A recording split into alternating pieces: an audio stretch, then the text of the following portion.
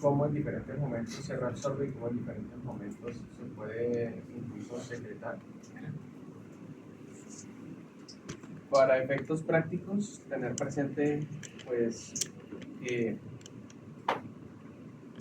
a este nivel que sería túbulo proximal, pues el potasio más o menos en un 65%, muy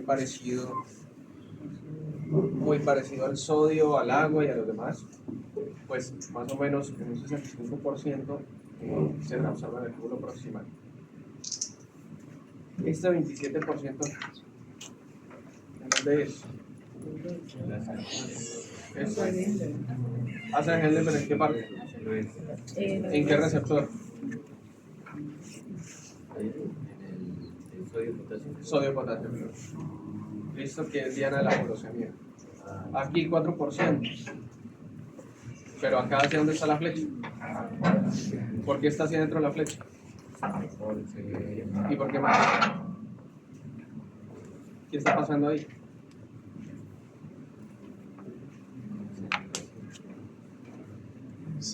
¿Qué está pasando literal ahí para que esa flecha esté hacia adentro? ¿Quién está actuando? La aldosterona. Mire, estamos en el túbulo distal y túbulo colector, entonces hay acción de la aldosterona y por eso la flechita está hacia adentro, porque el potasio se está excretando. ¿Sí?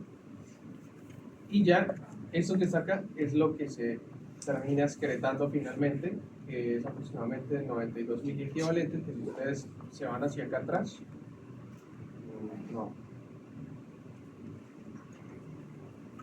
acá, arriba, miren la ingestión y miren la salida, ¿sí? Entonces, más o menos 92 miliequivalentes, para con los 8 o 10 que se expulsan a través de heces, pues da los 100. Obviamente esta ingestión varía mucho de persona a persona, pero pues más o menos el riñón se regula. Esto es otra historia aparte que yo les había comentado en la acción de la aldosterona, pues esto termina de cerrar esa parte, esa trilogía de historias de la aldosterona. ¿Se acuerdan que yo les decía que la bomba sodio y potasio prepara todo el terreno para que entre sodio y salga potasio? Entonces, la acción de la aldosterona hace básicamente 2 o 3 efectos principales. Uno, potencia la acción de la bomba sodio y potasio. Al potenciar la acción de la bomba sodio y potasio, ¿qué sucede? Saca sodio y entra potasio al interior de la célula. Eso crea unos gradientes, ¿sí? Eso crea unos gradientes. Fuera de eso, la aldosterona permite a nivel nuclear que comience la transcripción para la producción de unas proteínas, como por ejemplo la ENAC y el canal de potasio. La ENAC básicamente, ¿qué es? Un canal de sodio para transporte ¿qué? Pasivo. ¿Qué es lo que hace? Básicamente es un canal especializado de sodio que no siempre está expresado. Esa es la diferencia de los canales activados por voltaje, por ejemplo, que vimos en el primer corte. Este es un canal que se expresa solamente cuando hay acción de la aldosterona. Entonces la aldosterona actúa, nuclearmente se produce, bueno, hay la parte de traducción de genes y luego la parte de síntesis proteica, y se expresa este canal que lo que permite es que sea un canal abierto, y como la bomba sodio y potasio redujo las concentraciones de sodio intracelulares a un nivel mínimo, pues el sodio que viene de la luz tubular es lo suficientemente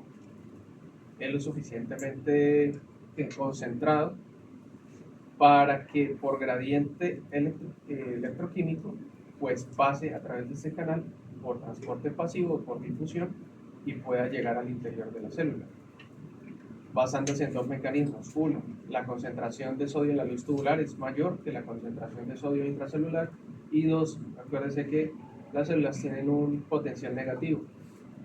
Entonces, el sodio al ser positivo, pues tiene dos efectos de gradiente de concentración y electroquímico para entrar. Vaya a no ser más redundante, el sodio entra y esta es la forma en que nosotros reabsorbemos sodio por efecto de la aldosterona. y expresa también un canal de potasio. Este canal de potasio lo que permite es que como yo incrementé la función de la bomba sodio y potasio, yo no puedo incrementar acá el potasio en niveles exagerados, entonces se expresa un canal de potasio que no siempre está abierto y no siempre está presente, sino cuando está la acción de la aldosterona, y entonces este potasio que se acumuló previamente por la acción de la bomba puede salir por gradiente, ¿sí?, de concentración. Finalmente, ¿qué tenemos? Que la acción de la aldosterona permite tener los efectos que nosotros conocemos, que es el incremento del volumen plasmático a expensas de del incremento en la absorción de sodio, y tiene un efecto sobre la excreción del potasio. Por eso, muchachos, una secreción exagerada de aldosterona, ¿qué me puede llevar? ¿Qué me puede llevar? Entonces, A, hipercalemia con hiponatremia. B, hipernatremia con hipercalemia. C, hipernatremia con hipocalemia. Ahí está. ¿Requiere análisis? Un poquito. Entonces, ese sería el efecto. Y lo contrario, que sería el síndrome de secreción inadecuada de aldosterona, ¿sí?, o un hipoaldosteronismo, pues ¿a qué lleva? Que el paciente, ambos extremos son muy malos y ambos extremos tienen la capacidad de ocasionar la muerte por el trastorno hidroelectrolítico. Pero en el hipoaldosteronismo, entonces, ¿qué tendríamos? Una hiponatremia ¿con qué? Con hipercalemia. Recuerden que ¿qué es lo que mata más rápido al paciente? El potasio. ¿Listo? El potasio. ¿Por qué? Porque los niveles plasmáticos son muy estrechos. Entonces, hacia arriba o hacia abajo ya tenemos alteraciones, sobre todo a nivel miocardio. ¿Un trastorno hidroelectrolítico se refleja en el electrocardiograma? Sí. ¿Qué iones o qué cosas? Sobre todo el potasio. Por ejemplo, la hipercalemia se refleja como ondas tepicudas. ¿En qué? Bueno. En casi todas las derivadas, ondas tepicudas. Y al estar en casi todas las derivadas, uno asume que es algo sistémico, ¿sí? Porque las ondas tepicudas, ¿en qué otro contexto pudieran estar? En el contexto de una isquemia, o sea, una hipoperfusión aguda, ¿sí? Un estado agudo, o sea, el paciente tiene pocos minutos. Pero ¿cómo se define si es por eso o por un trastorno sistémico? Porque normalmente cuando es por una isquemia, pues usted lo va a encontrar en unas derivadas y en otras no, y va a encontrar cambios recíprocos cuando le da un infarto. Es muy raro que usted se esté infartando todas las coronarias al mismo tiempo, ¿sí? Entonces, cuando se encuentra un hallazgo en todo el electrocardiograma, generalmente es algo sistémico. Porque el potasio interfiere en la repolarización normal. Bueno, para explicar todos los hallazgos electrocardiográficos de los electrolitos sería un capítulo realmente aparte, pero para sintetizarlo así chiquito, los trastornos del potasio interfieren en la repolarización normal del paciente. Tanto es así que el paciente puede terminar haciendo unas puntas torcidas o una fibrilación ventricular.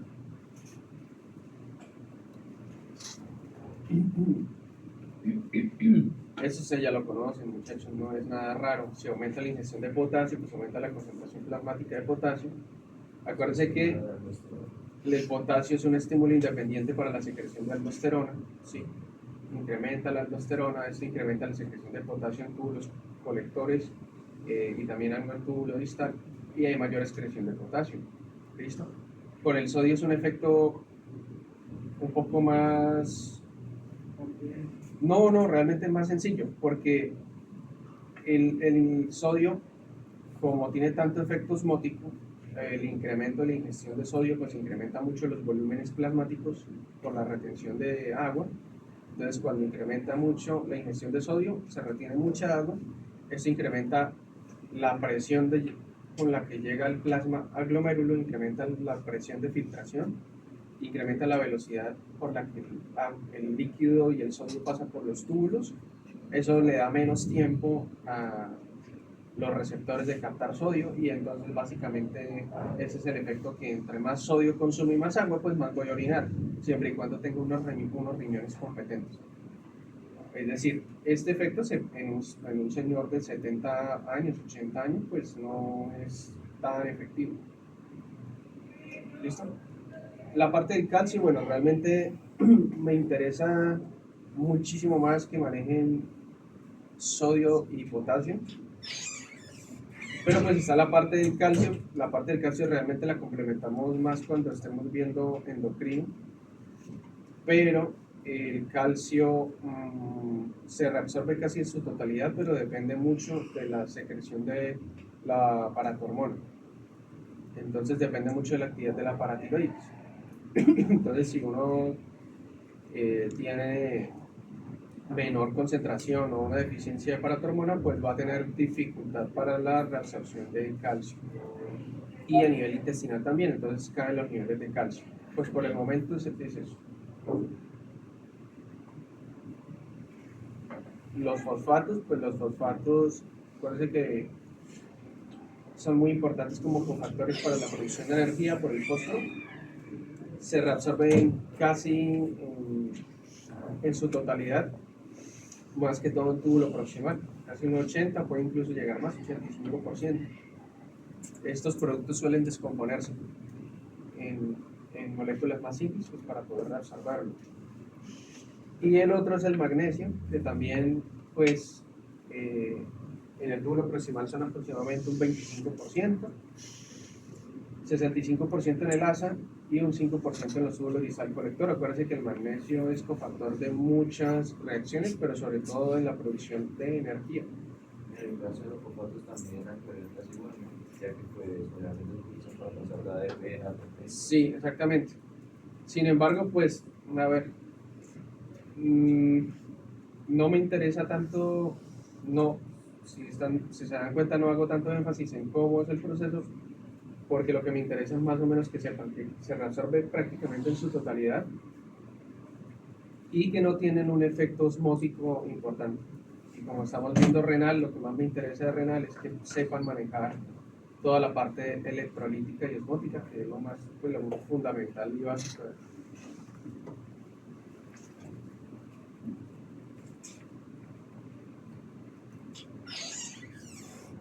Y esta parte que es el eje renina-angiotensina, pues ya lo conocemos, no voy a hacer mucho más énfasis en eso, para la parte de regulación a largo plazo de lo que es el sodio y los volúmenes de líquidos.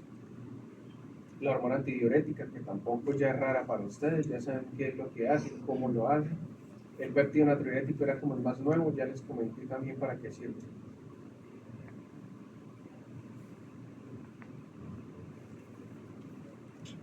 Bueno.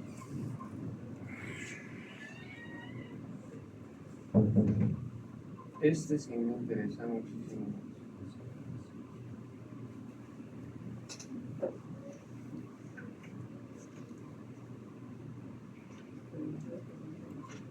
Regulación ácido-base.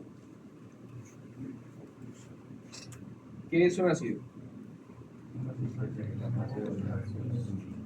Que dona átomos de hidrógeno, ¿cierto? Bueno, antes de eso, entonces, el preámbulo. Ya sabemos cómo se forma la orina, cómo sucede la filtración y cómo sucede el proceso de reabsorción tubular. Sobre todo los principales componentes, que son los que más manejamos los médicos: sodio, potasio, glucosa, líquidos. La parte de aminoácidos, pues es importante que sepan que se reabsorben los aminoácidos y cómo, y ya saben cómo, que se hacía junto con quién, junto con el sodio en un transporte activo secundario. Esos son los principales componentes que nosotros manejamos. Falta una parte muy importante para completar las funciones del riñón, y es la regulación ácido-base, que pues termina siendo realmente una función muy importante, porque los trastornos del pH son muy comunes y la función renal es involucrada en la mayoría de esos casos. La mayoría, ¿por qué? Porque no siempre. Muchos trastornos ácido-base dependen de qué, de trastornos pulmonares. Entonces, para cerrar este ciclo de la parte renal, entonces vamos a hablar esa regulación ácido-base, cómo sucede. Entonces, ¿qué es un ácido? Es una sustancia que dona hidrogeniones, como por ejemplo, ¿quién? Ácido carbónico, que es de los más comunes. El ácido láctico, por ejemplo, también dona hidrogeniones al medio. Entre mayor sea la concentración de hidrogeniones, más ácido es y más bajo es el pH. ¿Sí? Y el pH es una concentración logarítmica de la concentración de hidrogeniones que funciona al inverso. ¿Y qué es una base? Es una sustancia, una molécula capaz de recibir hidrogeniones del medio, ¿sí? Por lo tanto los capta y no permiten que estén libres para formar ácidos. Entonces, entre más básico sea una solución, entre más básica, pues menor concentración de hidrogeniones y el pH es ¿qué? ¿Menor o mayor? Mayor. Las proteínas pueden actuar como bases, porque en muchas situaciones las proteínas pueden aceptar hidrogeniones, pero la base más importante y la que medimos con más frecuencia, ¿cuál es? El bicarbonato, y ese es el que nos reporta ¿en qué? En los gases arteriales. Entonces, esto es básicamente lo que ya les dije. El pH normal de la sangre es 7.4, pero no exactamente 7.4. Varía con unos decimales. Y el pH, bueno, depende de que si estamos viendo si es pH sangre arterial o sangre venosa, ¿no? ¿Cuál es más ácido? Venoso, ¿por qué? Porque tiene más que. ¿Y por qué va a tener menos proteínas si la sangre arterial tiene que ser la misma que la sangre venosa y las proteínas no pueden cambiar?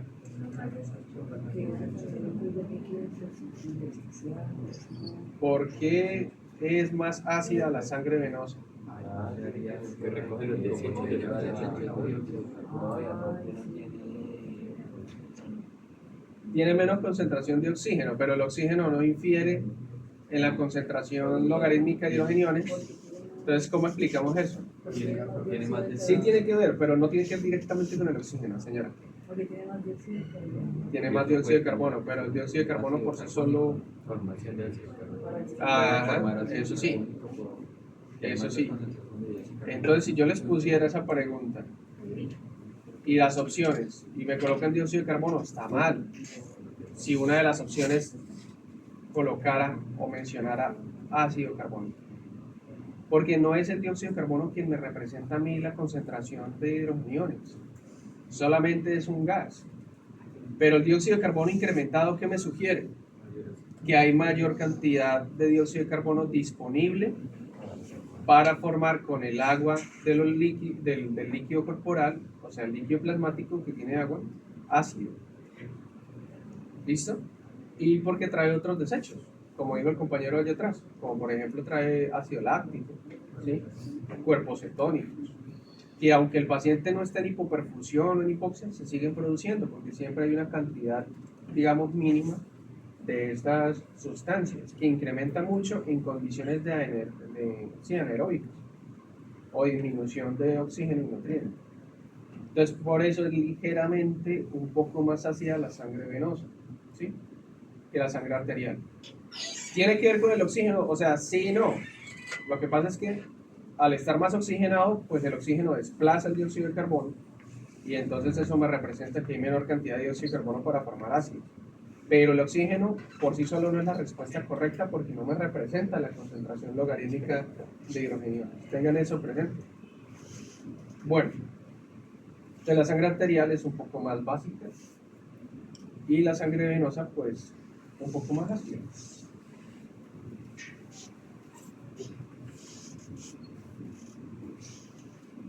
La regulación del pH también es muy estrecha y hacia arriba o hacia abajo tenemos sintomatología y el paciente se puede agravar bastante. Puede tener disminución del estado de conciencia, incluso convulsiones, pérdida de control de esfínteres, alteración del estado de conciencia, o sea, puede estar somnoliento, letárgico, como puede estar consciente, pero puede estar alerta.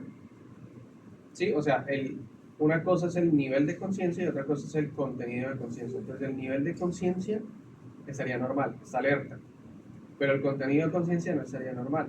El paciente estaría hablando locuras, desorientado. Podría tener convulsiones o podría tener incluso disminución del estado de alerta, somnolencia, letargia o incluso llegar al coma, o si incluso empeora mucho, paro respiratorio, cardiorrespiratorio. Entonces todo eso puede ocasionar cambios en el pH. ¿Listo? Y mire que es mínimo. Los cambios son mínimos. Mire, el máximo y el mínimo. Y esto varía pues dependiendo de la literatura que usted lea. Ahora el pH urinario. Ese sí tiene una variación un poquito más amplia. Depende del estado en que esté el paciente. Depende también si tiene algún tipo de infección urinaria. Se puede hacerle un parcial de orina a un paciente y encontrar que el pH está más básico, pero no es que el paciente esté en alcalosis. No necesariamente, usted lo ve, está normal. ¿Qué puede estar sucediendo? Muy probablemente tiene una infección urinaria. ¿Sí? Entonces, diferentes trastornos me pueden alterar el pH urinario. ¿Sí? No necesariamente representa el pH plasmático. Y si se sale de un parámetro, ¿Señor? si hay un pH urinario menor a 4.5 mayor a 8. Toca mirar el trastorno. Por ejemplo, lo que les digo, la infección urinaria tiende a hacer que el pH sea más básico, ¿sí? Porque se pierden los mecanismos protectores urinarios por la producción misma de nitritos por parte de las bacterias, entonces me puede correr el pH. Como puede ser también que el paciente sí tenga un trastorno sistémico, por ejemplo una cetoacidosis diabética, y en ese caso, ¿hacia dónde irá el pH urinario? ¿Hacia menos de 4.5 o hacia más de 8? Menos de 4.5, porque en una cetoacidosis diabética hay muchísimos cuerpos cetónicos, muchísima producción de ácido, muchísima cantidad de hidrogeniones plasmáticos que se filtran y entonces se orinan, se excretan para tratar de regular ese pH, y entonces usted va a encontrar que el pH urinario pues está bajo. Depende. Y entonces, ¿cómo se amortiguan los iones en los líquidos corporales? Entonces, pues, un amortiguador pues, es una sustancia que puede unirse a los hidrogeniones de manera reversible, ¿sí? Entonces, en este caso, el sistema amortiguador corporal sería el bicarbonato. Es el principal. Hay otros como, por ejemplo, los fosfatos. Pero ese es el principal. Y entonces, señor, las proteínas. Sin embargo, pues, si ustedes hoy llegan y leen gases arteriales, ustedes van a ver que prácticamente lo único que las referencian, ¿cuál es? Este. Bicarbonato. No hay cursor. El bicarbonato. Entonces, a verlo de una vez en Ponte. Sí, a cierto pH las proteínas se pueden desnaturalizar, unas más que otras, depende del tipo de proteína. Sin embargo, ellas sí toleran cambios de pH, o sea, nuestro pH plasmático es mucho más estrecho que el pH, los cambios de pH que pueden tolerar las proteínas. ¿Sí? Nosotros ya con cambios en una puntuación ya tenemos muchísima sintomatología, mientras que las proteínas pueden tolerar unos rangos más amplios dependiendo del tipo de proteínas. Entonces,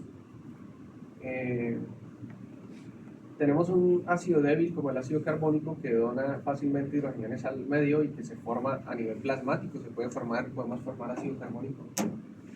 Y tenemos sal de bicarbonato. El bicarbonato normalmente siempre está como ion bicarbonato y suele estar unido al sodio como una sal, o suele estar unido pues al hidrógeno, ¿sí? Formando el bicarbonato pues completo como tal, aceptando hidrogeniones y por eso el bicarbonato, ustedes ven cuando vimos el capítulo pasado, el bicarbonato donde se reabsorbía casi todo. ¿En dónde? Yo les digo las cosas, luego les evalúo y ustedes dicen que yo no les dije, y sí se los dije porque yo les dije. Cuando tienen afectación de esta zona tubular tienen aminoaciduria, glucosuria y bicarbonaturia en el síndrome de Fanconi, que es por insuficiencia de tubular proximal. Y en el tubulo proximal se absorbe casi todo el bicarbonato. Yo recuerdo muy bien lo que les digo y cuándo se los digo y cómo se los digo, y ustedes van a alegar a mí. Y entonces, esa más o menos la reacción, muchachos. Dióxido de carbono más agua, pues se forma ácido carbónico. Este ácido carbónico, al ser un ácido débil, se puede descomponer mucho más fácil. O sea, se descompone. O sea, puede fácilmente donar hidrogeniones al medio.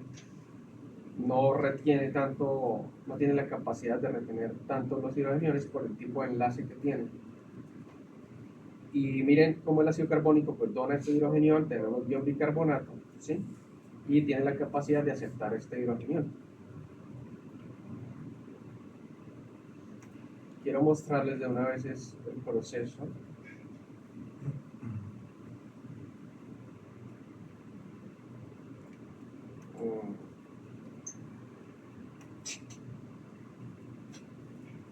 Creo que lo tenía para... Bueno, miren, este es el proceso de cómo yo hago la reabsorción de bicarbonato y creo que es como lo más fundamental de esta clase, sin entrar en tantos detalles que no son necesarios. Esto es orina, muchachos, esto es intersticio, estos son células tumulares. Orina, el bicarbonato, así como está plasma, se filtra, ¿sí? No hay ningún tipo de límite para la filtración de bicarbonato. Al ser un ion y no tener una estructura molecular tan compleja y tan grande, pues se filtra fácilmente. Entonces, este es el ion bicarbonato, muchachos, y como en la luz tubular hay sodio, ¿sí? Muchos de ellos pueden estar en forma ¿de qué? Como formando una sal con el sodio. Resulta que muchos de ellos pueden estar de esa manera, otros pues normalmente están separados, y lo que sucede acá es que hay un contratransporte sodio-hidrogeniones. Estamos acá a nivel ¿de qué? Sí, pero ¿dónde? No, o sea, ¿qué parte tubular estaría? Entonces, estamos túbulo proximal, y la mayoría del bicarbonato se reabsorbe ahí, no quiere decir que en otros lados no, pero el mecanismo es este básicamente, no tiene una variación pues significativa. Como ustedes saben que la bomba sodio y potasio ya hizo el trabajo, ya hablamos de eso, ese es un transporte activo ¿qué? Secundario, ¿por qué? Porque Se aprovecha el trabajo ¿de quién? De la bomba. Entonces, partimos del hecho de que tenemos concentraciones intracelulares de sodio bajas, concentraciones de hidrogeniones técnicamente altas o bajas, ¿cómo sería ahí? Depende de la situación. Entonces, él lo que hace acá es un contratransporte y básicamente aprovecha la energía del sodio por gradiente electroquímico que ya les dije para sacar ¿qué? Hidrogeniones de una forma en que no utilice el ATP para hacerlo. Los hidrogeniones acá a nivel de la luz tubular se van a combinar con este ion bicarbonato, ¿sí? ¿Para qué? Para yo poder... ¿Esta estructura qué es? Un ácido, el ácido carbónico. Entonces técnicamente la luz tubular forma el ácido para poder descomponerlo posteriormente. Entonces, yo al ion bicarbonato le agrego hidrogeniones y ya, ¿qué puedo tener? Unas estructuras completas que no quedan como iones, sino quedan como moléculas completas de agua y dióxido de carbono. El agua puede excretarse o de plano seguir el rumbo tubular hasta que llegue al túbulo colector, y si estamos deshidratados o necesitamos agua se va a reabsorber por la ADH y el mismo gradiente osmótico de la urea. Pero el dióxido de carbono, ¿qué pasa? Es un gas. ¿Y el gas necesita algún receptor para absorberse? No, ¿por qué? Porque es un gas y porque es lipofílico. Entonces el dióxido de carbono atraviesa la membrana, ¿sí? Y al atravesar la membrana este dióxido de carbono con el agua que está dentro de la célula nuevamente puede formar ¿qué? Ácido carbónico. Y entonces este ácido carbónico lo puedo nuevamente descomponer, ¿sí? Por la anhidrasa carbónica, que por cierto está a nivel pulmonar también, en hidrogeniones solos y en ion bicarbonato. Y tengo un receptor específico para sacar el bicarbonato y el sodio. ¿Usando qué? El gradiente de concentración del bicarbonato que se está formando y el gradiente del sodio, porque se supone que pues, está entrando acá por un gradiente osmótico, por este mismo sodio tiene que salir. Y aprovecho, perdón, la energía del sodio para sacar el bicarbonato que se está formando. El bicarbonato pasaría al líquido intersticial y de esta manera puedo pasarlo nuevamente a los capilares para que el bicarbonato esté disponible a nivel plasmático. ¿Para qué? Para actuar como amortiguador. Profe, ¿y no se aprovecharía ese energía? Señor.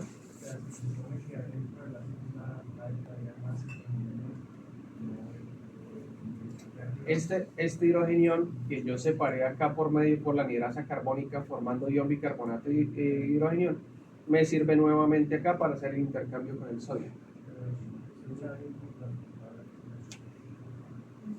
¿Cómo así?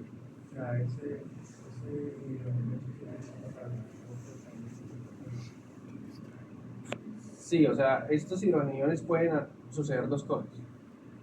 Que si yo estoy en acidosis, este hidrogenión por medio de bombas específicas o de receptores específicos se secreta en la luz tubular para desecharlo.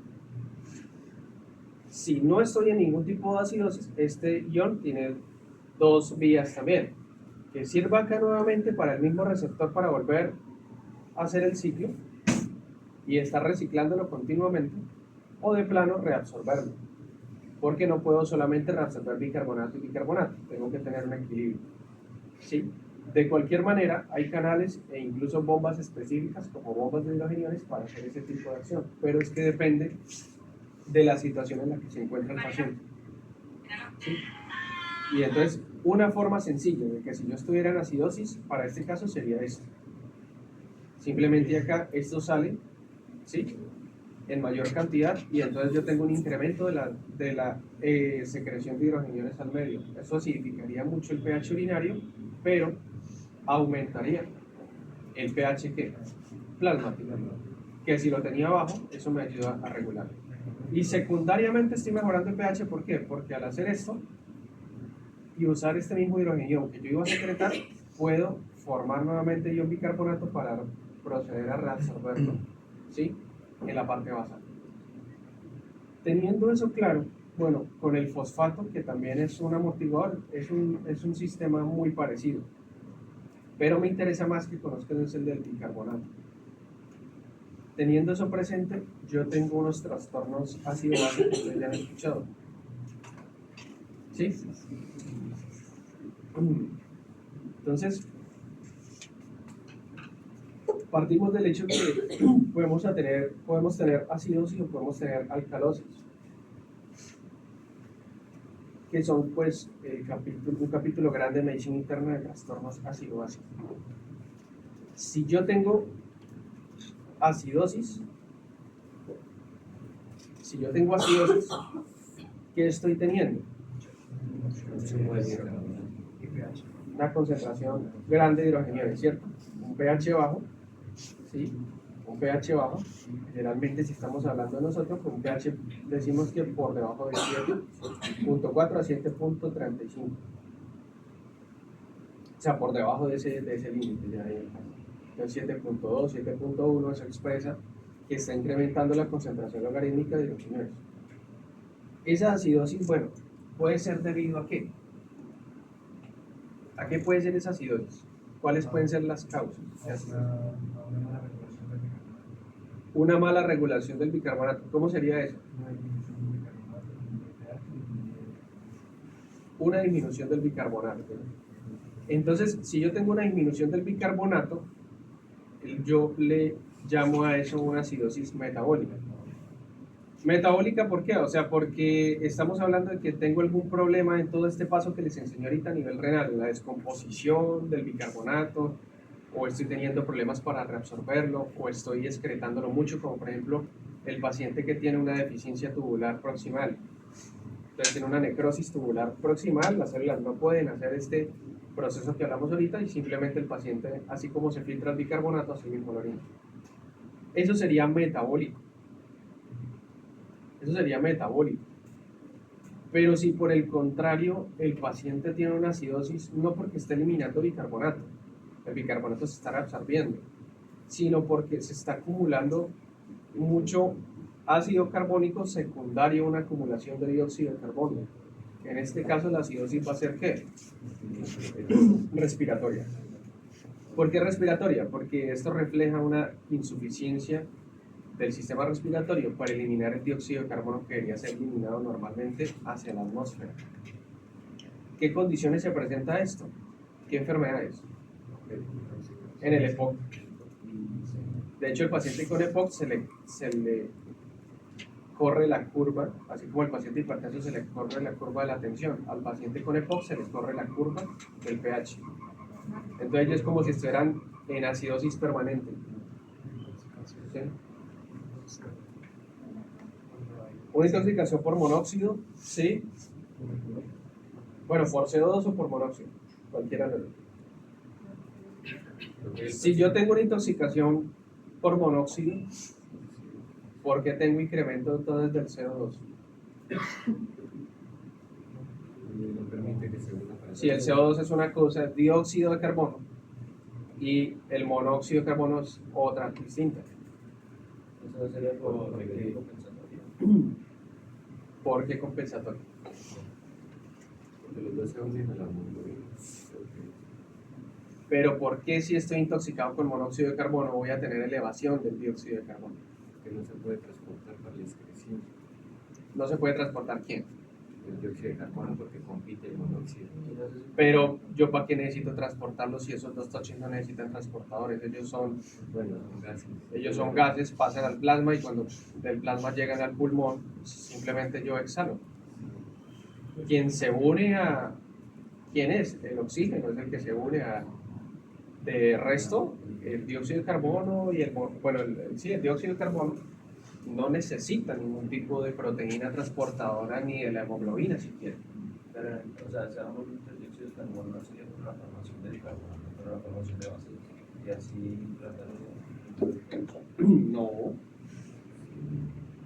El dióxido de carbono acá sería una consecuencia de eso. ¿Por qué? Si ustedes tienen intoxicación por monóxido, el monóxido, eso sí, compite ¿con quién? Con el oxígeno, ¿por quién? Por la hemoglobina e incluso forma una unión estable con este. Sí, entonces forma una unión estable, el oxígeno no se puede pegar a la hemoglobina, por lo tanto no puede ser transportado a los tejidos, por lo tanto los tejidos entran en una hipoxia. Al entrar los tejidos en una hipoxia, pues empiezan a incrementar las vías o las rutas de producción energética en condiciones anaeróbicas y empieza a producir demasiados desechos porque empieza a haber estrés celular y están en hipoperfusión. Si yo no tengo un oxígeno que me desplace el dióxido de carbono, pues voy a tener acumulación de dióxido de carbono como gas, secundario a una intoxicación primaria por monóxido, ¿sí? Entonces es una consecuencia de eso. Finalmente, ¿qué es lo que sucede? Incremento la concentración de dióxido de carbono. En casi todos los trastornos respiratorios, es como la vía final común, ¿sí? Y entonces, ¿qué pasa? El dióxido de carbono está más disponible con los líquidos corporales para formar ácido. Y luego de formar ácido, donan hidrogeniones al medio y eso pues disminuye muchísimo el pH. ¿Qué consecuencia hay de esto? Que la disminución del pH interfiere en muchas funciones celulares, como por ejemplo la bomba sodio y potasio. Que su función se incrementa o se disminuye en condiciones de acidosis. Disminuye, por eso la clase pasada que veíamos, en el trastorno del potasio. Entonces, si usted tiene una acidosis, la bomba sodio y potasio es como si se aletargara, funciona menos no introduce potasio y tampoco saca sodio. Esto llevaría a que el paciente por gradiente osmótico se concentre el sodio y empiece a retener agua intracelularmente. ¿Y qué llevaría a eso? Edema celular. No solamente haría eso, sino que al no introducir potasio a las células se acumula el potasio extracelular, lo que podría llevarme a algún trastorno de repolarización en el cardíaco, y entonces el paciente con acidosis, ¿qué podría tener? Pues primero detención de las funciones celulares, sí, lesión celular, incluso necrosis celular, porque si la bomba sodio-potasio falla, es fatal para muchas funciones celulares. Y puede tener una parada cardíaca por trastorno de repolarización por el potasio.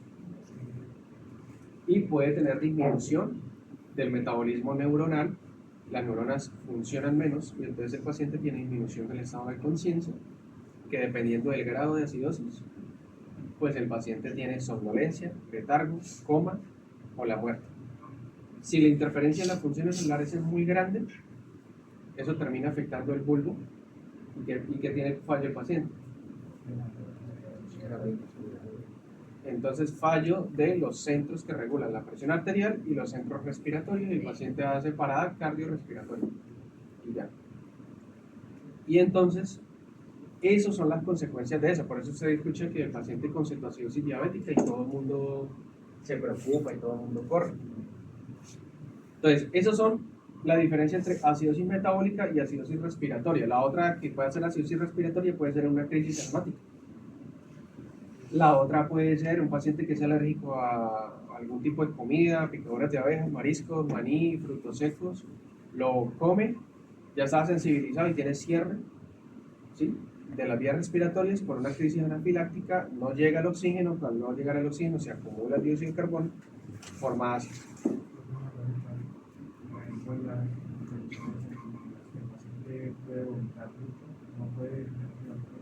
Sí. Entonces eso ya ahorita para lo que son los trastornos de tipo alcalosis. Y antes de que me vaya, en acidosis hay otras causas de acidosis. Por ejemplo, no es que el paciente tenga un trastorno respiratorio, ni tampoco es que el paciente esté eliminando bicarbonato. Es que el paciente está produciendo ácidos por sí mismo.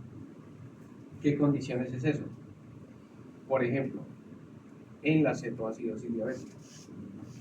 En la cetoacidosis diabética, el paciente está produciendo sus propios ácidos. ¿Por qué? ¿Por qué creen?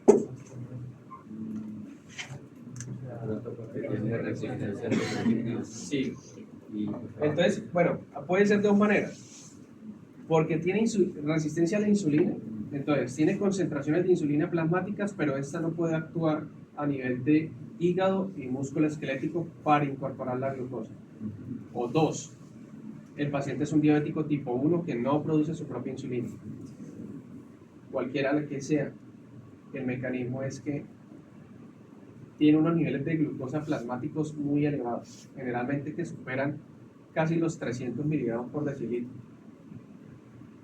Y no puede incorporar ni un solo gramito de glucosa porque la insulina o no está presente, o si está presente no la reconoce ni el músculo esquelético ni el hígado. De cualquier manera el paciente no puede incorporar la glucosa al interior de la célula, por lo tanto las células técnicamente están muriendo de hambre. Entonces tiene que recurrir a dos maneras: degradación de sus reservas de glucógeno. Al degradar reservas de glucógeno, si bien si se produce energía, genera muchos desechos por las vías metabólicas y los intermediarios de ese estado de glucógeno a glucosa, y producción de ATP por degradación de ácidos grasos. Este segundo genera muchos cuerpos cetónicos. Y al generar cuerpos cetónicos, básicamente el cuerpo cetónico actúa como un ácido porque dona hidrogenados al medio. Esta acumulación de cuerpos cetónicos para hacer un desecho celular, la célula simplemente coge y lo saca al plasma para que se ocupen de él. Entonces al sacarlo al plasma, pues modifica el pH plasmático, disminuye. A nivel renal el riñón se esfuerza un chingo por reabsorber todo ese bicarbonato, pero por más bicarbonato que absorba, no puede producir bicarbonato de la nada, ¿sí? Hasta cierto punto se produce bicarbonato en el organismo y no puede producir más bicarbonato, por lo menos no en este tiempo, periodo de tiempo tan corto. Y entonces es más la cantidad de ácidos que el sistema amortiguador que puede aceptarle sus hidrogeniones para que no formen ácidos. Y esto que lleva a que el paciente con cetoacidosis diabética tenga acumulación de cuerpos cetónicos, disminución del pH, producción de más ácido, expresas de ácido carbónico y disminución de las funciones del paciente. Entonces el paciente puede llegar con alteración del estado de conciencia o con disminución del estado de conciencia. Entonces llega somnoliento o letal. Por la acumulación de cuerpos cetónicos tiene un aliento que lo describen los libros como a manzana o a vino, algún tipo de vino de manzana o algún tipo de bebida. Eso. La orina supuestamente huele igual, yo nunca me he llegado hasta allá. No como los médicos de antes que tomaban. Hasta allá no, pero sí, supuestamente la orina huele y el paciente, bueno, entonces tiene disminución de funciones celulares y el paciente tiene alteración hidroelectrolítica. Alteración hidroelectrolítica, ¿por qué? Porque el paciente, por la misma cetoacidosis y la alteración del pH, puede inducir a vómitos. Antes de que pierda la conciencia, puede estar vomitando mucho, lo que puede empeorar. Bueno, de hecho, puede mejorar un poquito. Porque elimina hidrogeniones, sí. Trata de regularlo, pero el problema es que al expulsarlo, expulsa también agua. Entonces el paciente se deshidrata y es la deshidratación la que puede matar mucho más rápido al paciente, porque al tener unos niveles plasmáticos de glucosa tan elevados, supera a nivel renal los receptores, entonces la glucosa jala líquido y el paciente orina mucho y se puede deshidratar muy rápidamente. Lo otro que puede contribuir a la deshidratación es que el paciente con acidosis respira más veces por minuto. ¿Esto con qué fin? Tratar de barrer el dióxido de carbono. Es un mecanismo compensador. Entonces hace, ¿qué es una respiración superficial? O sea, no es tan profunda, sino que es una respiración superficial para hacer más ciclos por minuto.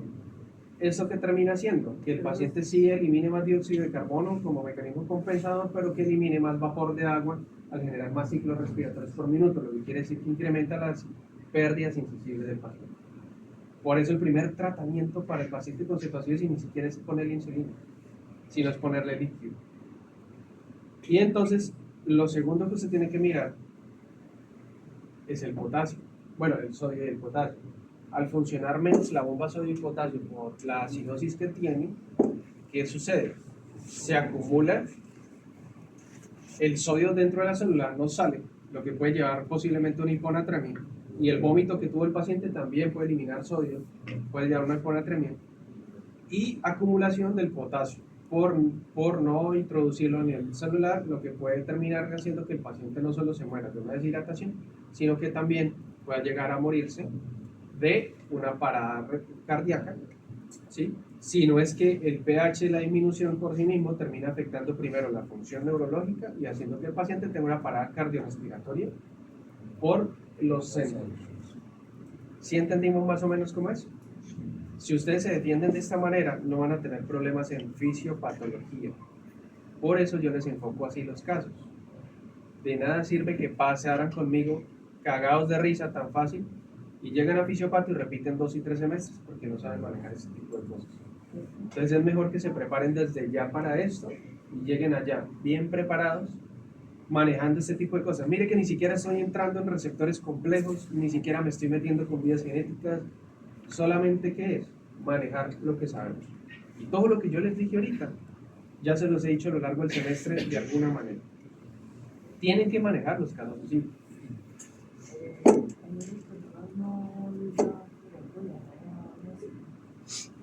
En la cetoacidosis diabética, sí puede tener diarrea. Repercute que el paciente llega a urgencia miado, cagado y vomitado. O sea, llega ¿Pero qué repercute? La deshidratación. Pero por ahí tampoco están en el disco. No, los hidrogenados se eliminan sobre todo por vía renal, por heces casi no. Y el paciente literal sí puede llegar orinado, puede llegar cagado y puede llegar vomitado, ¿sí? Porque puede tener pérdida de control de esfínteres, ¿por qué? Por la pérdida de control de las funciones neurológicas, ¿sí? Entonces, usted lo hidrata, empieza a hidratarlo. ¿Con qué lo va a hidratar?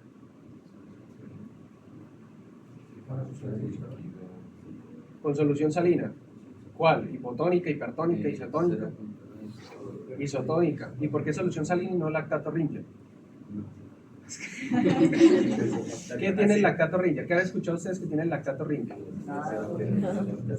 Sí, en alguna parte ustedes han tenido que escuchar el lactato Ringer. Solución Harman. No. Resulta que el lactato Ringer tiene glucosa. Entonces usted no puede pasar el lactato Ringer. ¿Sí? Solución salina. Isotónica. ¿Por qué isotónica? Tiene la misma molaridad plasmática. ¿Sí? No le vayan a pasar hipertónica. Si le pasan hipertónica lo matan más rápido, porque la hipertónica se une a la glucosa y empieza a jalar muchísimo más agua. Hipotónica tampoco aguanta porque él está muy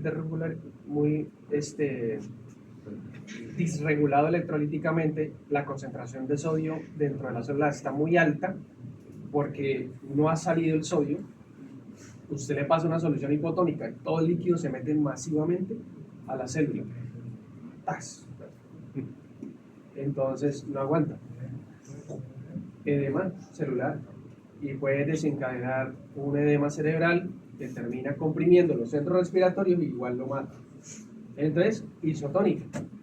Si le pasan un bolo por ahí de 500 y luego lo dejan mientras ustedes lo remiten, cuando sea en el rural, ¿sí? Un bolo de 500 y lo ponen luego por allá a 100 cc hora y lo bajan para acá, para Cúcuta, ¿sí? Del Tibú a Cúcuta, donde estén. Y en el camino, entonces, le voy a poner insulina. No le colocan insulina. ¿Por qué no le colocan insulina?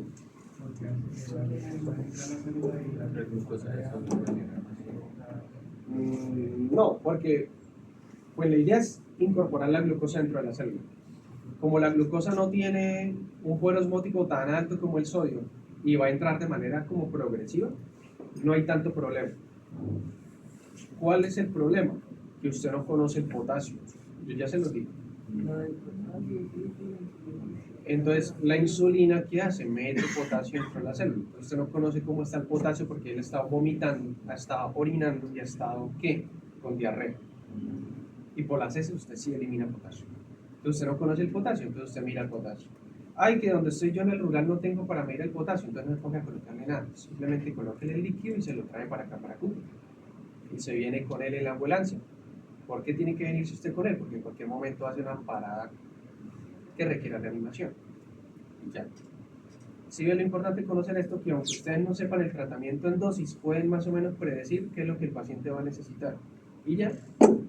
Ahora, la otra forma que el paciente puede tener acidosis es que haya ingerido ácidos. Por ejemplo, las personas que atentan contra su propia vida y toman algunos productos cosméticos, algún tipo de ácidos como tal, y entonces pues se intoxican, mayor producción de ácidos. Eso ya son casos aparte. ¿Listo? Eso por ahí. Ahora, la alcalosis. Usted puede tener alcalosis de dos maneras. Uno, aumento en la concentración de bicarbonato. ¿Sí? Un incremento en la concentración de bicarbonato o de un sistema amortiguador. Y lo otro, ¿qué puede ser? Disminución de la presión parcial del dióxido de carbono. Es decir, por ejemplo, un paciente que está en una crisis de ansiedad, que está hiperventilando, al hiperventilar barre mucho dióxido de carbono y el paciente empieza a sentirse mal. Por eso muchos en esas crisis de ansiedad terminan desmayándose. El cuerpo, al ver que su portador no tiene gran sabiduría, decide tomar el control de forma automática. ¿Por qué? empieza a hiperventilar, no se calma y no se tranquiliza. ¿Y qué hace? Básicamente, al hiperventilar el paciente corre la curva de pH, más alta o más baja, más hacia arriba, hacia la alcalosis, por encima del 7.4. Al correr esa curva, ¿sí?, pues disminuye las funciones cognitivas superiores.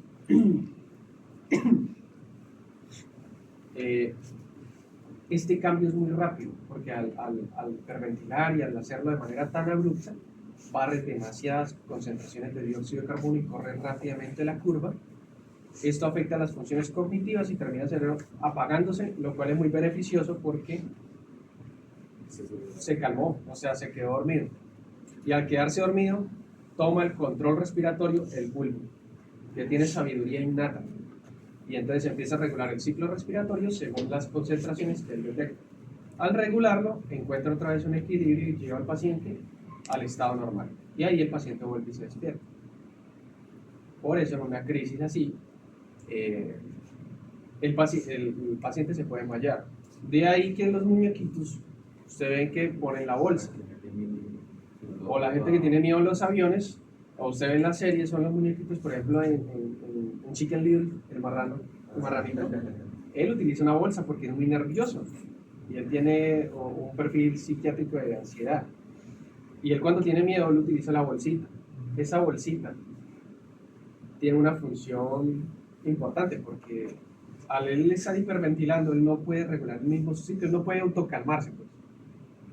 Entonces lo que hace es que esa bolsita empieza a respirar el mismo aire que está aspirando, que tiene algo de oxígeno, porque la bolsa no es totalmente impermeable, la bolsa permite que entre, pero retiene algo de dióxido de carbono y él vuelve y respira algo de ese dióxido de carbono, lo cual es beneficioso porque al incrementar el ciclo respiratorio barra el dióxido de carbono, pero al respirar su propio dióxido de carbono, pues se mantiene ahí como en la rayita y no pierde la conciencia ni se siente tan mal. ¿Ve? Entonces, es por eso. Esa es la fisiopatología de por qué una persona con una crisis de ansiedad, pues, también, o ustedes lo van a ver cuando el paciente recibe malas noticias, también, un cáncer o la muerte de un familiar, ustedes lo van a ver. Con un patrón de respiración anómalo y se desmaya. La otra que puede ser es que el paciente tenga algún tipo de infección respiratoria y lo mismo, el paciente esté con algún incremento de la frecuencia respiratoria, con esfuerzo respiratorio, y entonces pueden tener una alcalosis respiratoria. Otra pregunta sí tendrá que ver, pero hay un papel importante en los quimioreceptores de cianotología para la regulación. Sí, el problema ¿cuál es? Que ellos no toman como el control absoluto. Es decir, es que es diferente con la presión arterial porque es que yo por más que me concentre y quiera, yo no puedo modificar mi presión arterial. Pero que es que con la respiración es diferente. Porque si bien hasta cierta parte del bulbo y los quimiorreceptores me obligan a respirar, yo sigo teniendo voluntariamente el control. Entonces, así ellos funcionan. Si yo decido voluntariamente mantener esa frecuencia, ellos no van a tomar el control. ¿Se puede decir que hay una respiración automática de la persona? Exactamente. Así es. Acuérdense que nosotros tenemos la capacidad de respirar a voluntad y tenemos la capacidad, pues, de obviamente desentendernos para no estar constantemente concentrados y dedicar la energía de la corteza cerebral de funciones superiores a respirar.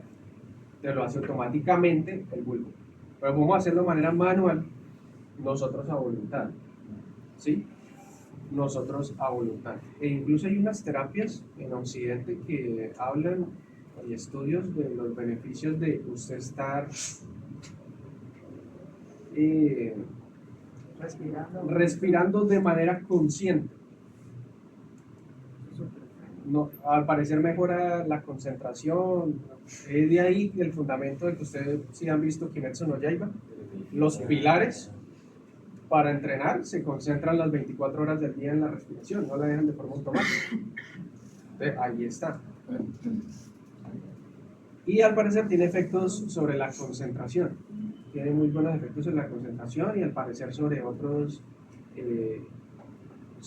otras funciones, porque la respiración automática simplemente se basa en los valores.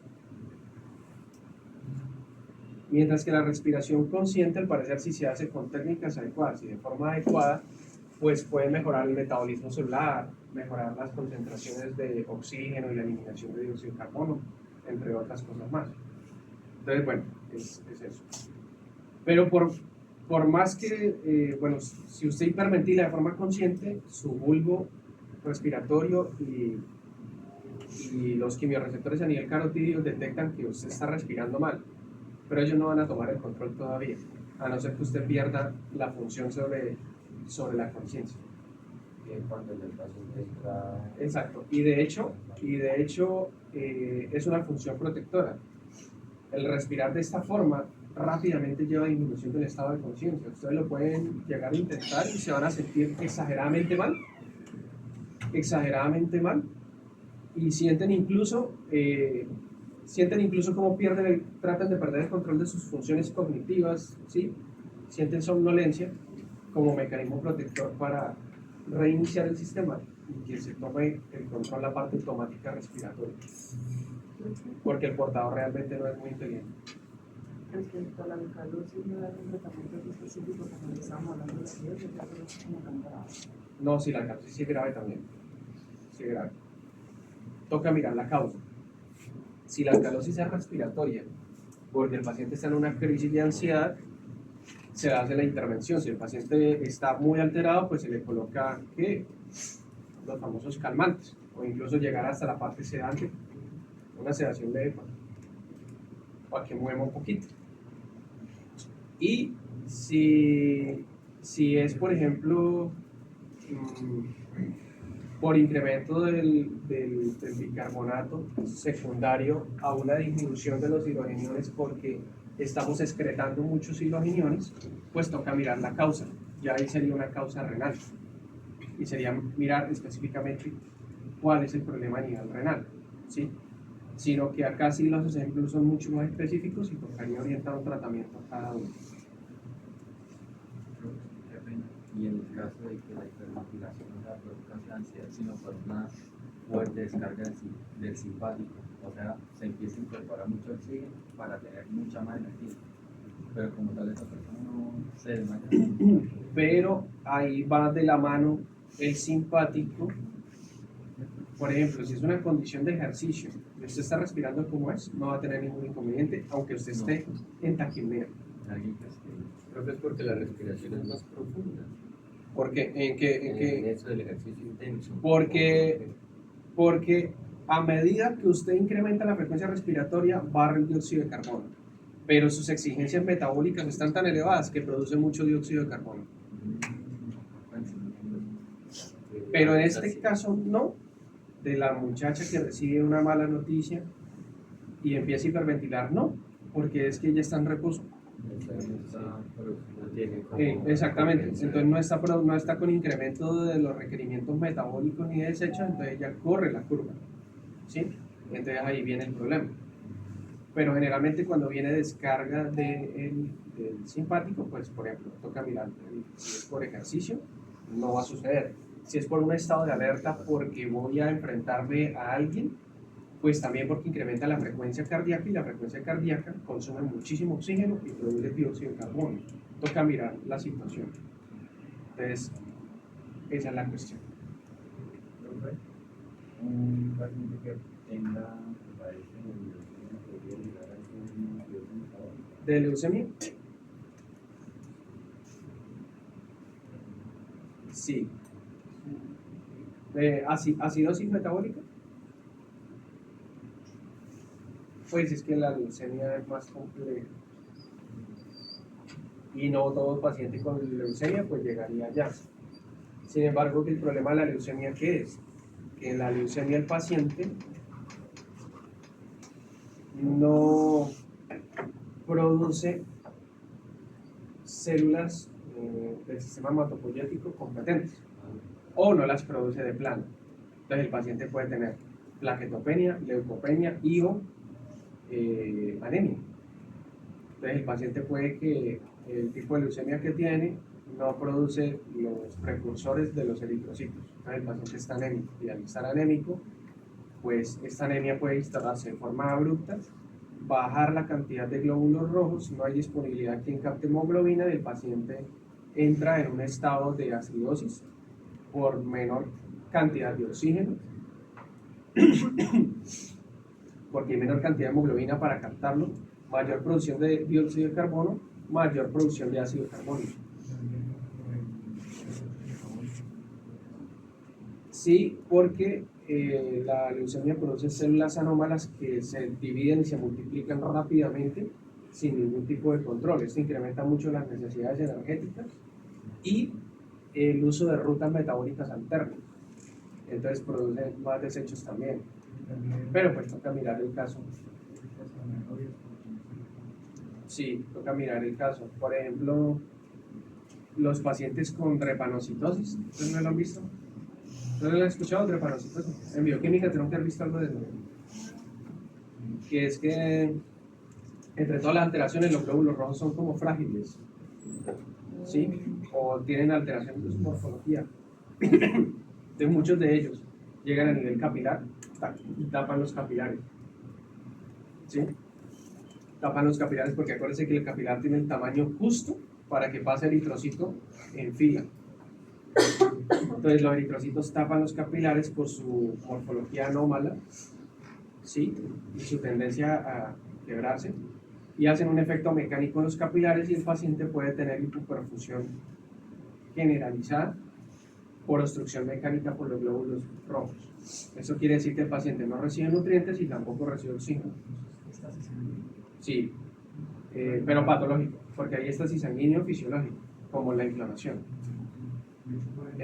Entonces el paciente que entra con un dolor generalizado en todo el cuerpo, porque todo el cuerpo está en hipoperfusión, y le duelen las piernas como cuando a usted se les queda dormida por la hipoperfusión, y está produciendo ácidos a nivel general por la curva de dióxido de carbono.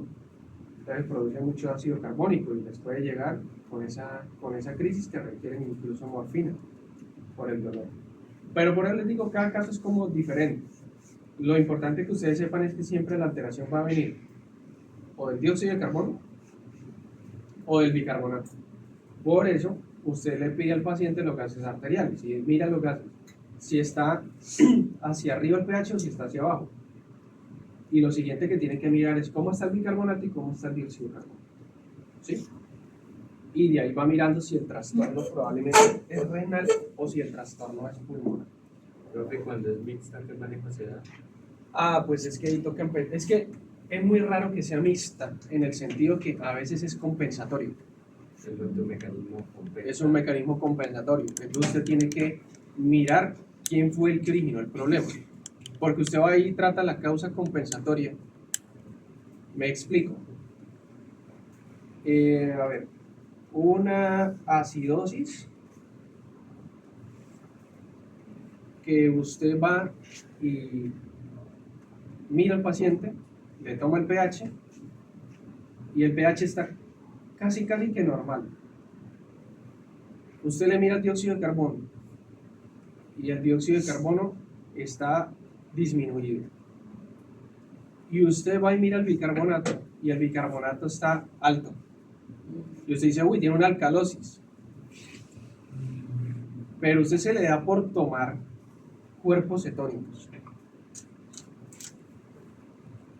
Y encuentra cuerpos cetónicos elevados. Y en el historial del paciente dice que es diabético tipo 1. Le siente el aliento, la disminución del estado de conciencia, está orinando mucho. ¿Hacia eso qué orienta? Cetoacidosis diabética. Les insisto en cetoacidosis diabética porque es la más común. Eso parece, con los parámetros que yo les di de laboratorio, ¿parece una acidosis? No, porque yo que les dije, pH ¿qué? Casi que normal, prácticamente normal, ¿sí? ¿Y qué les dije? Dióxido de carbono ¿qué? Disminuido. Para que fuera acidosis, ¿qué tendría que estar? Aumentado. Entonces se va y dice, no, el paciente lo que tiene es una alcalosis porque está el bicarbonato elevado. No, es un mecanismo compensatorio. Profe, entonces, ¿cómo nos damos cuenta? Porque usted no está evaluando solamente exámenes, está evaluando pacientes. Entonces, tiene que mirar los antecedentes de él, ¿sí? Y mirar, y entonces mira otros parámetros, como por ejemplo, ¿cuál? Los cuerpos cetónicos. Los cuerpos cetónicos sí le van a salir elevadísimos. Entonces, la acidosis de él es a expensas de cuerpos cetónicos. ¿Pero por qué no está acidótico?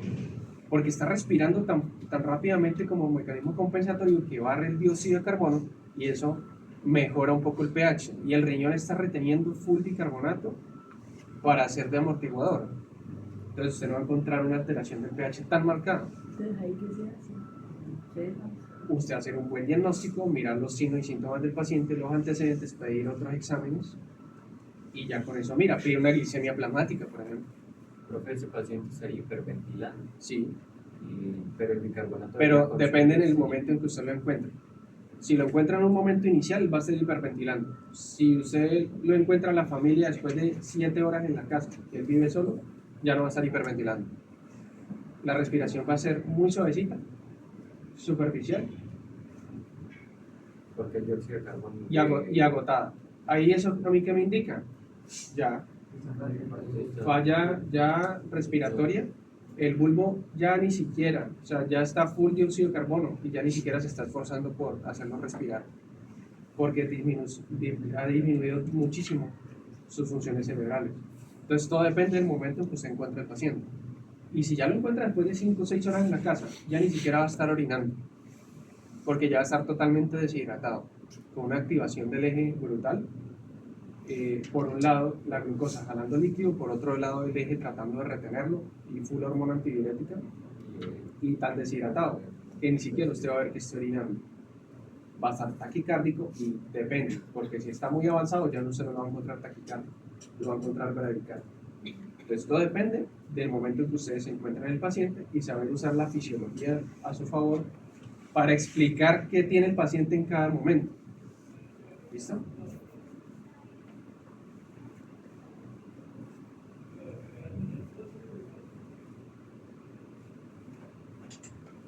Se me había olvidado, por ejemplo, en la acidosis también, las diarreas, por las diarreas pueden perder bicarbonato, entonces pueden tener acidosis también. Entonces, miren, alcalosis metabólica, aumento de la concentración de bicarbonato. Entonces, ¿por qué puede ser? Exceso de aldosterona. ¿Por qué, profe, exceso de aldosterona? Acuérdense que yo les dije que actuaba sobre células principales y células intercalares. Las de siempre, absorción de sodio y excreción de potasio. La otra función, ¿cuál es? La de la parte de secreción de hidrogeniones. Entonces, el incrementar la secreción de hidrogeniones incrementa muchísimo la reabsorción de bicarbonato, porque como ya nos dimos cuenta, es un paso necesario y limitante para la reacción. Entonces, incrementa muchísimo hidrogeniones al medio. Esto haría en determinada forma que los hidrogeniones, muchos de ellos se excreten por orina, lo que llevaría a alcalosis, pero también muchos de ellos ayudan a la misma reabsorción del bicarbonato. Entonces, técnicamente tendríamos incrementos del bicarbonato respecto a los hidrogeniones. Vómito de contenido gástrico. ¿Por qué? Porque el vómito elimina hidrogeniones. Entonces, tenemos una elevación del bicarbonato respecto a los hidrogeniones. Ingestión de alcalinos. La gente que cocina con bicarbonato, ¿sí lo que escuchó? Que hay gente que le echa bicarbonato a los granos, al arroz, etcétera, que para hacer un efecto de que crezca, al pan también, algunas personas le echan bicarbonato al pan, se pueden intoxicar con eso. Productos cosméticos también, entonces quien quiera alguna sustancia que actúe como amortiguador. En este caso, pues, usted trata el trastorno de base. Si es por la aldosterona, tiene que darle un antagonista de mineralocorticoide, como por ejemplo, ¿cuál?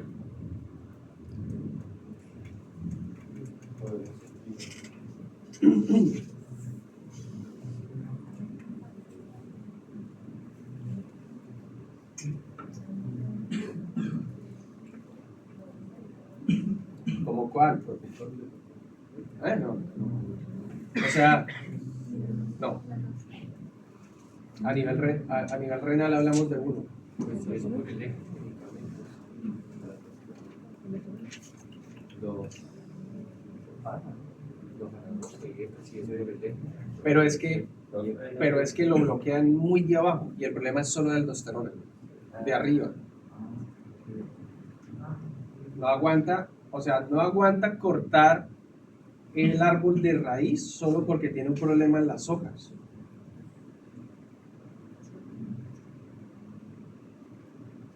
¿Cuál? Uno de ellos es la eplerenona, el otro es espironolactona. La espironolactona es un antagonista del receptor de mineralocorticoides. Es un diurético. Ustedes lo han escuchado, la espironolactona, muy usado en Colombia. Entonces usted lo coloca y el paciente pues tiene un efecto diurético, va a orinar más porque bloquea la aldosterona. ¿Sí? ¿Cuál es el problema de la espironolactona? Que es un antagonista de receptor de mineralocorticoide no específico. Entonces tiene algunos efectos hormonales que en hombres terminan generando ginecomastia. Es crecimiento del tamaño del pecho en los hombres a expensas generalmente de la glándula mamaria. Y esa ginecomastia, entonces como la espironolactona había ese problema y entonces sacaron la eplerenona, que es específica.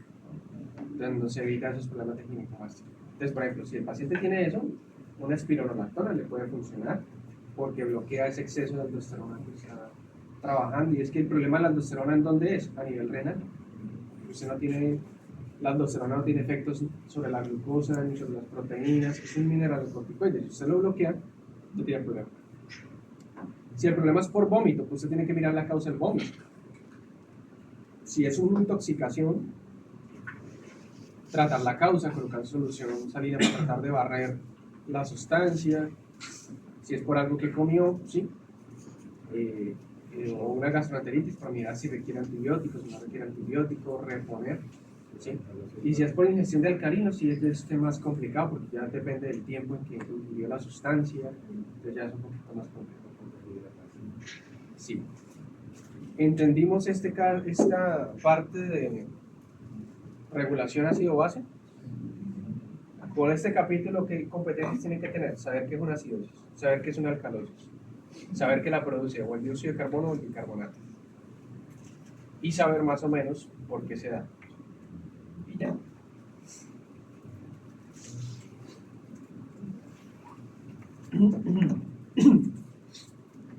Queda una hora todavía de clasecitas, Samela.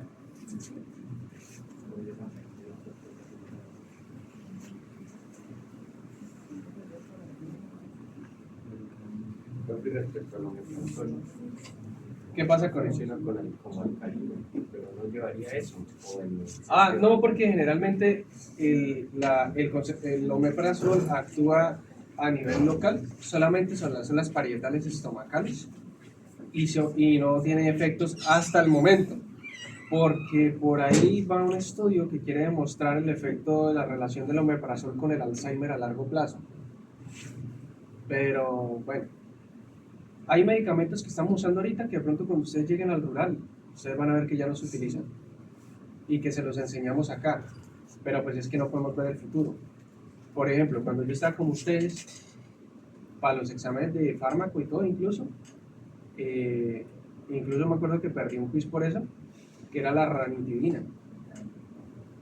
Y cuando yo llegué a rural, justamente yo que entro a rural y salió el comunicado de que la ranitidina no se podía utilizar más. ¿Sí? A ustedes les va a pasar parecido con algún medicamento. Pero el omeprazol hasta el momento no, porque actúa solamente a nivel local, las células parietales del estómago, no tiene un efecto a nivel sistémico, por lo tanto no se mete mucho con la concentración de hidrogeniones plasmáticas, porque la concentración de hidrogeniones a nivel estomacal se utiliza, se forman ácidos y esto vuelve y se absorbe. Sí. Los hidrogeniones normalmente ya están producidos en las células parietales. El omeprazol lo que hace es no permitir que se liberen. Entonces técnicamente no me altera mucho la dinámica de la concentración de hidrogeniones, es más que evitando que se liberen. Y la ranitidina funcionaba porque la ranitidina funcionaba como un antihistamínico, anti-H1 de las células parietales del estómago. Entonces, al bloquear el receptor de histamina, tampoco se liberaban ácidos porque ese receptor es necesario como estímulo para empezar a liberar esos ácidos. Entonces, pero la ranitidina se demostró que tenía relación con algunos tipos de cáncer, etcétera, y ya no se volvió a utilizar. Entonces, ahí no hay problema con eso. Cuando ingieren, por ejemplo, el hidróxido de aluminio, que es el tarrito, ese sí puede generar un problema. Si usted se quiere tomar ese tarro en una sola sentada, pues ese tarro actúa como amortiguador. Entonces se lo toma, ese tarro debe tener unos 500 ml o 300, 360 alguno. Usted se toma ese tarrito completo y él sí tiene un efecto de base. Entonces se lo toma, claro, él va a actuar a nivel del estómago, pero mucho se va a absorber a nivel intestinal y va a pasar a nivel plasmático, y usted sí puede llegar a tener una alcalosis por una ingestión inadecuada de eso. ¿Sí? Entonces eso no se utiliza tan deportivamente, es una cucharadita media hora antes de cada comida, como para bajar la sintomatología, ¿sí? Y no abusar porque el efecto de eso es químico, eso no se pega a ningún tipo de receptor ni nada como los medicamentos, es netamente químico, es una base. Entonces ahí sí habría problema. Ya eso sería. No, yo quisiera comentar una cosa. Bueno, ¿qué actividades proponen para el 10%? Porque es que me pongo a hacer las quizzes y... Podemos hacer ¿no? lo de las maquetas. Pero entonces yo les confirmo, porque tengo que, desde el semestre pasado, quiero que me asignen un espacio para que se guarden. Como se dieron cuenta, pues el doctor Palma, muy contento por los trabajos del semestre pasado, dijo, déjenlos aquí en la oficina. Y ahí están. No, ahí están. No ha permitido que toquen un solo trabajo de ellos.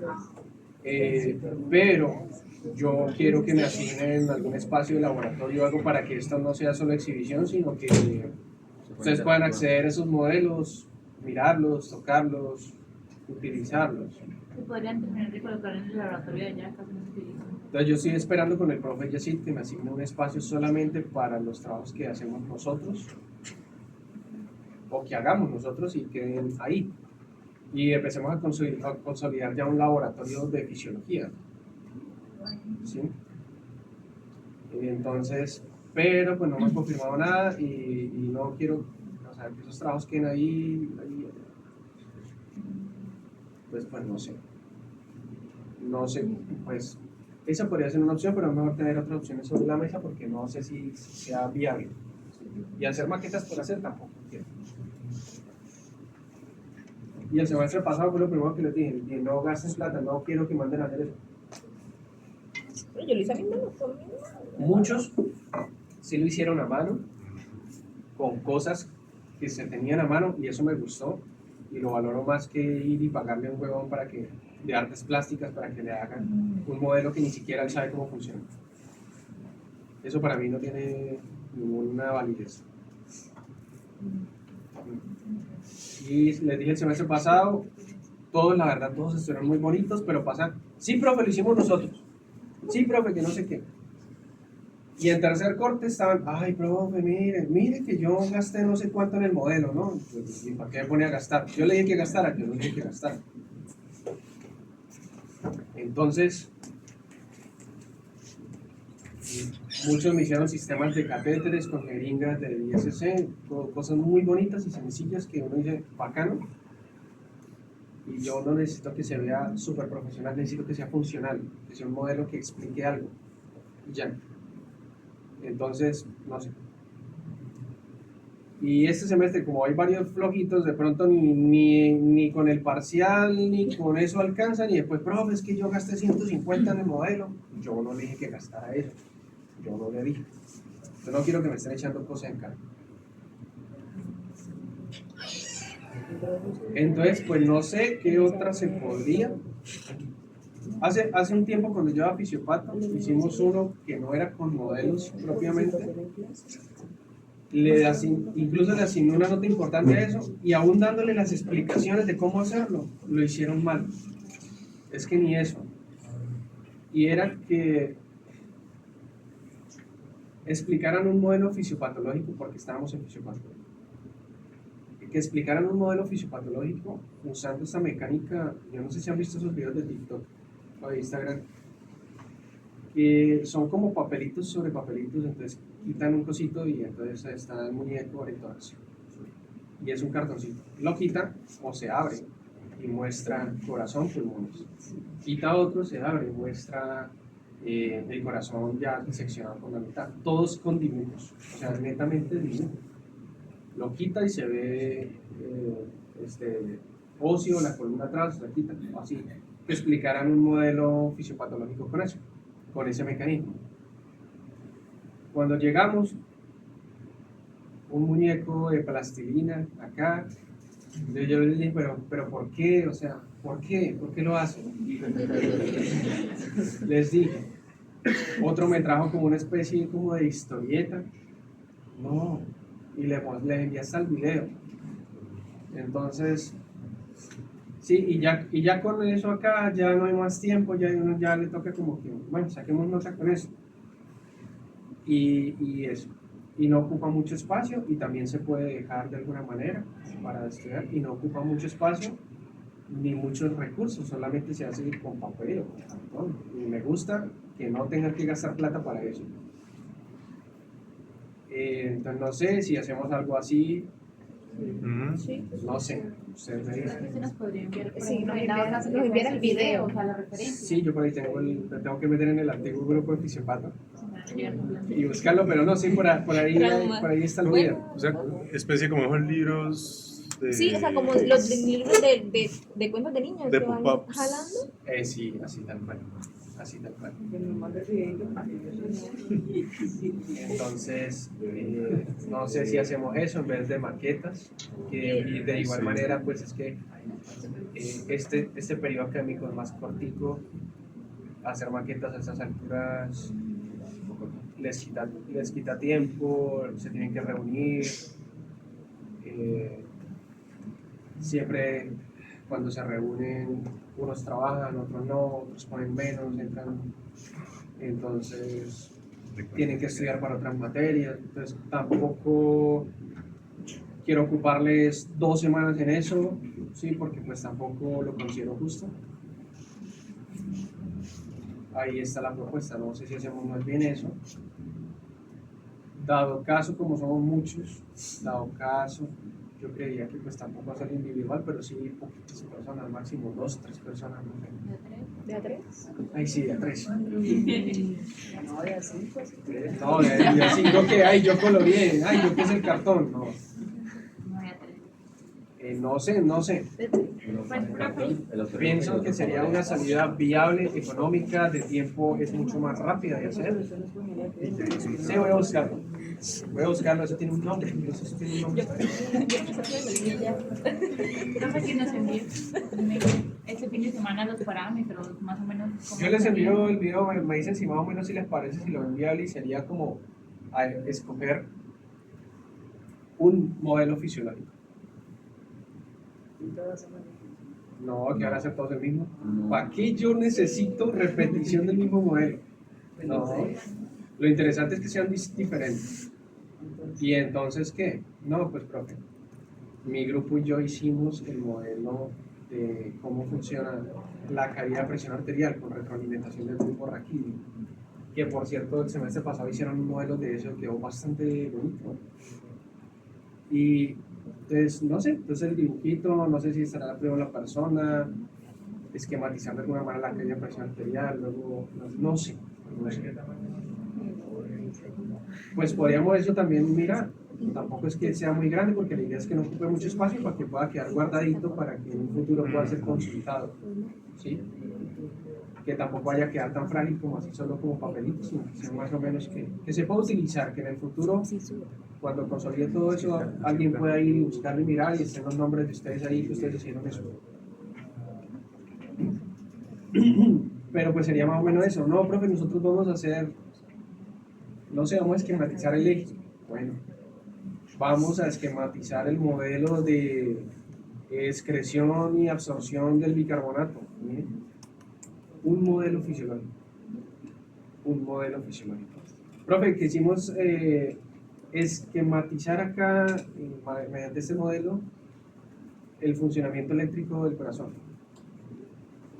Sería sencillo, no sé, una fotico no, si no sale, en la otra AB, y algo así, bien bonito. Que tenga como una secuencia. Es que más que una secuencia, es literal, es como si ustedes estuvieran diseccionando, es como si ustedes estuvieran haciendo una disección. Sí, o sea que va pasando campos, sí. Sí. Es algo más o menos así, es algo más o menos así. Más o menos como- Se puede decir como por hojas, la otra que yo lo he visto es que lo abren en formas de libros, como por capas. No sé si se vieron la película de Trolls, el librito que tiene Poppy, que va jalando un pedacito y se mueve el dibujo, se abre una ventanita. Es algo así, es que se mide una secuencia, pero que esta secuencia esté como si fuera una disección, no como una historieta, sino que literal, si usted vaya, todo lo que, el modelo específicamente, porque tampoco que si el modelo es de corazón, yo le voy a pedir que se vea todo el cuerpo, pues del corazón específicamente. No digo, está el corazón, delante está el corte. Ah, sí, exactamente, algo así. Así. Algo así. Algo así, como si usted se estuviera aproximando, sí, Y con mi contexto. es algo así. Pueden ponerle un contexto pequeño, con flechitas, o que no necesita tener una explicación. Por ejemplo, ese tiene mucha letra. Sí, eso. Pero un contexto de. Que se entienda. Sí, yo lo paso a explicar y hago preguntitas porque así tampoco que lo entregamos. Sí, sí. Y ya un modelo diferente le pasan el grupo Rosa y por orden. Si el grupo del doctor dijo, no, yo hago el modelo de presión arterial, ya se registró con Rosa, pues otro no puede decir, yo voy a hacer el modelo de presión arterial, a no ser que él diga, yo voy a hacer el de caída de presión arterial. Y el otro diga, yo voy a hacer el de qué sucede cuando hay una elevación. Son diferentes. Preferiblemente fisiológico, para que entiendan la normalidad. Y hay muchísimos modelos. Ya hemos visto bastantes cosas. De renal sale un montón, porque no necesariamente tienes que esquematizar en un solo modelo todo el funcionamiento renal, sino puedes decidir qué va a ser el modelo de el funcionamiento del túbulo proximal. Entonces, no sé, esquematizarían una cómo funciona la bomba sodio-potasio, cómo se absorbe el sodio, cómo se absorbe el sodio junto con glucosa, cómo está el SGLT, no sé. En otro, cómo se absorbe el bicarbonato, puede ser. En otro, cómo funciona el asa de Helder. Algo así, sí. Cómo funciona el túbulo colector, presencia de ADH, Sería solo con el. aquaporina, producción de agua, algo así. Y el funcionamiento de la aldosterona, sí da el funcionamiento de la aldosterona, el mismísimo eje también. No, si van a ser de aldosterona, son la aldosterona, entonces dicen, no sé, es una idea, una glándula suprarrenal, estímulos, una flecha, potasio, angiotensina 2, catecolaminas, quita, aldosterona a nivel renal, quita, son las principales intercaladas, quita, función de bomba sodio potasio en A. El compañero me preguntó eso, pero tendríamos que definirlo, más o menos para que ni quede tan chiquito ni quede muy grande, porque la idea es que no ocupen mucho espacio, que yo los pueda poner y todos queden acá como lo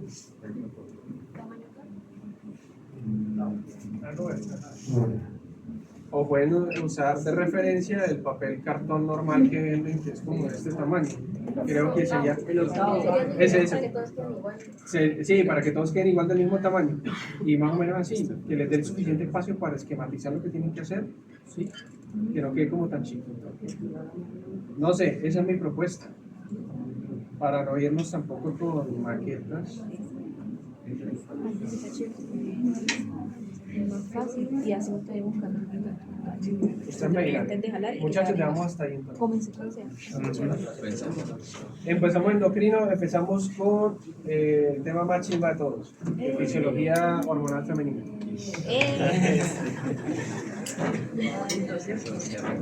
Sí, porque yo Pero Mañana pues, ahorita. sería lo que vamos a hacer es de ginecología.